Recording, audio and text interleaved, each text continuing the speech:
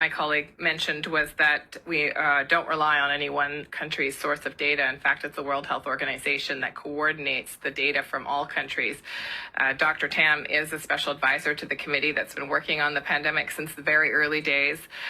Dr. Bruce Elward led the World Health Organization committee to China to do the investigation of what was happening, what they could determine on the ground in terms of China's capacity to have a full understanding of what was happening.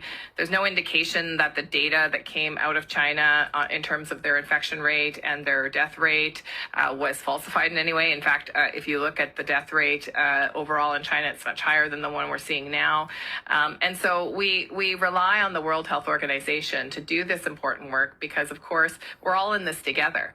And I think one of the most important things to understand about this pandemic, this global pandemic, is that as long as coronavirus exists in one country, it exists in all of our countries, that we actually have to work collectively as a world now to defeat this virus, to find better ways to treat and then eventually prevent this virus through vaccination or other kinds of methods. And that's going to take everybody working together. And sorry, please let her finish. No.